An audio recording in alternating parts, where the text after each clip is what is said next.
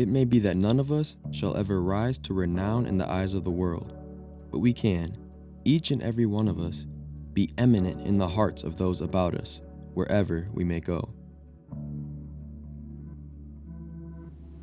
Hello, my name is Denero Thomas, and welcome to The Soil. In this series, I will examine the lives and personalities of Freeport's Black pioneers that have impacted culture both locally and nationally, where they have permeated just about every facet of society, from business and sports, medicine and politics, music and pop culture. Although Freeport has a rich history overall, the history of African American origins is often glossed over. That's why in this series, we hope to not only educate, but also create a sense of restored pride in the culturally rich soil that is Freeport, Illinois. So come with me as I dig through the true richness and beauty of Freeport's Black history.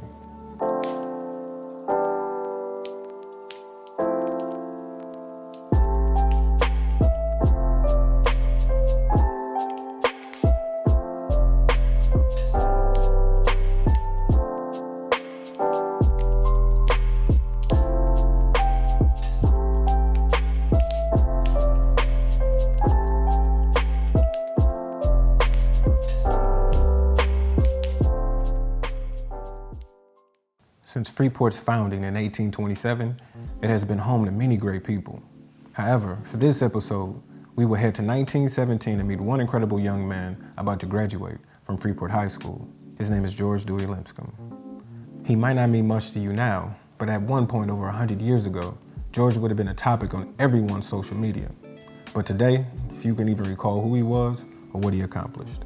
To help us get a clearer picture of George's early life, I sat down with Dr. Edward Finch, who is a retired teacher and someone who has done extensive research on George.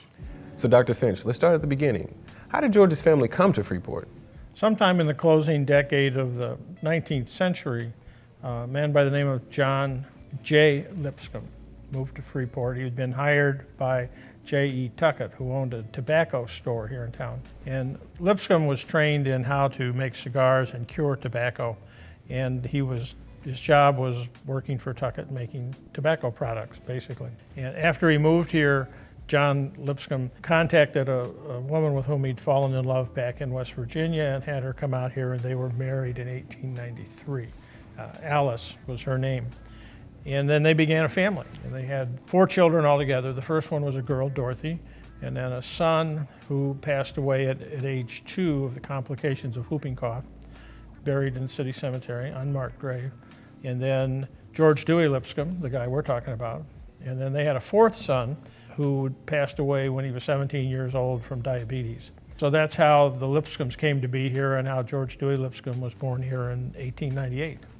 But we flash forward to 1917, which is the year, of course, the United States enters World War I. And George Dewey Lipscomb is now entering his senior year at Freeport High School. And he was a very gifted speaker, orator. And because of that, he was asked to give the class oration at graduation. And that was really a big deal because it was an honor to be given that. And the fact that, as we know, he ends up being the first Black person to graduate from Freeport High School in an era when obviously that didn't happen very often, and to be selected as the class orator was really a prestigious thing. The reason that he got selected was not only because he's a really good speaker, but also it turned out he was the first Black person to win a statewide speech contest in Illinois. At the University of Illinois, during his senior year, he won first prize at an oratorical contest, and basically was able to sort of leverage that into a scholarship to Northwestern University, which was another big deal, not just for somebody from Freeport to go to Northwestern, but also a Black person to go to Northwestern. My dear friends, I, as a member of the class of 1917, I am very glad to have the privilege to say a few words just before I take my departure from this benevolent institution, and before I am separated from the fellowship of the large-minded members of my class, those who have taken me into their friendship and have treated me as a brother in this great family. Listening to the words of Lipscomb today, they might sound a little different, but that's the beauty in his words and his gift for language, which we will see in the theme that will carry out through George's life. By the time the class of 1917 had graduated, the United States was already at war, and George's class oration took note of that fact.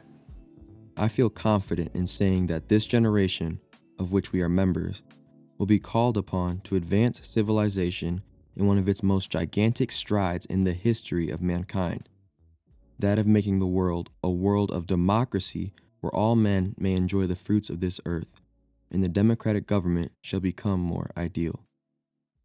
While a student at Northwestern, George enlisted in the Student Army Training Corps, an early version of today's ROTC, a Reserve Officer Training Corps. However, the war ended in November of 1918, while George was still a university student. Well, George earned a bachelor's degree in 1921 from Northwestern. He majored in English and minored in history.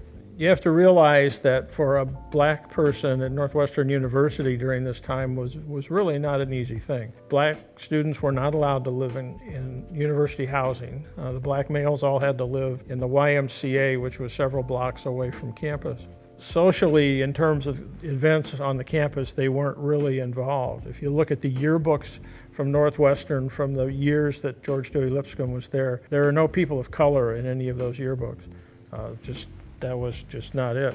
But, you know, like in a lot of other situations, the black men who were living at the Y and, you know, going to the university decided to take things in their own hands. And so during George's freshman year, they organized a chapter of the national fraternity, Kappa Alpha Psi.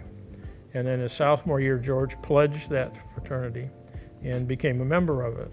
Also during his sophomore year, George won the major speaking prize on campus. It was called the Kirk Oratorical Prize. It was a contest, and obviously they gave an award for it. And he was the first sophomore in the history of the school to win that. It was usually always only won by seniors or juniors. After graduating, Lipscomb began a career as a teacher in what we now call historically black colleges and universities. From 1922 to 1927, he taught English and speech at Wiley College in Marshall, Texas. If that name Wiley College sounds familiar, it might be because the Hollywood film, The Great Debaters, which starred Denzel Washington. The true story that told in that film took place in 1935 at Wiley College. To tell us another aspect of Lipscomb's career, we want to bring into our conversation Ms. Patricia Norman, Freeport's first black principal and former District 145 Human Resource Director. So Patricia, tell us about George's teaching career. Well, while George was teaching at Wiley College, he was also busy writing his first play. And that play was called Francis. It was published in 1925. Francis was a story about racial oppression that was so much a part of the South. Sharecropping was what they used once slavery was abolished. And the landowner would then provide housing, provide tools and seed, and then the sharecropper would do the farming in return for a share of the crops. Lipscomb's play was nominated for an Opportunity Prize the same year that it was published. These prizes were sponsored by Opportunity Magazine, which was a publication of the National Urban League. The National Urban League was striving to encourage black writers. So Opportunity Magazine was just one of the elements that arose out of the Harlem Renaissance. You know, the Harlem Renaissance was a black intellectual, social, and artistic explosion that took place during the late 1920s. It was located, obviously, in Harlem, one of the boroughs in New York City. Lipscomb's living in Marshall, Texas, and his meager teaching salary meant that he could not afford to attend the Opportunity Prize Award ceremony. But his play, Francis, won first prize for Best Drama, while second place went to Zora Neale Hurston, one of the future great black writers of American literature. So what did George do after leaving Wiley College? George left Wiley College in 1927, and he took a position as chairperson of the English department at West Virginia State University in Institute, West Virginia. He stayed there for only 2 years before he returned to Northwestern University to pursue a master's degree in English. This degree was awarded to him in 1932, but by then he had taken a position of teaching at Howard University, and he taught speech there. After 3 years in that position, the economic hardships of the Great Depression caused Howard University to cut staff. In desperate need of a job, since by 1934 he was the sole means of support for his wife, his parents, and his sister, George Lipscomb took a job working for the United States Post Office in Chicago. Soon after Lipscomb moved back to Chicago in 1935, his father passed away and is buried in the Freeport City Cemetery. George Dewey Lipscomb continued to hone his skills by writing for the Federal Theater Project in Chicago, but at the same time, he was still working at the post office. Shortly after he began working at the post office, though, he also began to have his writings published. And in 1940, George Dewey Lipscomb authored a speech book entitled A Handbook for Students of Speech. After moving to New York sometime between 1940 and 1946, sponsored by the New York City Board of Education Works Progress Administration, he authored a collection of African-American folk tales written for children, Tales from the Land of Simba in 1948. George was hired to produce text for the adaptation of 2 novels, illustrated classic comic books. The novels were Charles Dickens' A Christmas Carol and David Copperfield. However, George Dewey Lipscomb's most widely acclaimed work was a collaboration with Shirley Graham.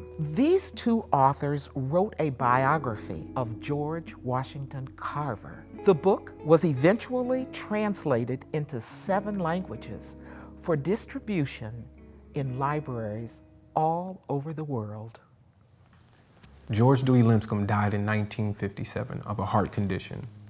Throughout George's life, he faced incredible hardships, such as family loss and racism in a society that did not value him. Yet he accomplished great achievements, from a bright young student at Freeport High School to a powerful writer and dedicated teacher. Even if he had not been Freeport's first Black person to graduate, his life would be worth recounting today. My hope is that his works will forever live as an inspiration to future generations. George Dewey Lipscomb was an exceptional and complex individual, a man who could rouse and challenge classmates with extraordinary speeches, and guided students at the universities that he taught. Peering through the lens of time, the weight of his words still ring true today. It may be that none of us shall ever rise to renown in the eyes of the world, but we can, each and every one of us, be eminent in the hearts of those about us, wherever we may go. We can look upon our fellow men with even more democratic spirit than we have here, and it will be through such a medium that the most preposterous and pernicious problems in the world will be solved. For the greatest enemies to peace and harmony are narrow-mindedness and selfishness. Against these evils must be waged our greatest war for the advancement of civilization.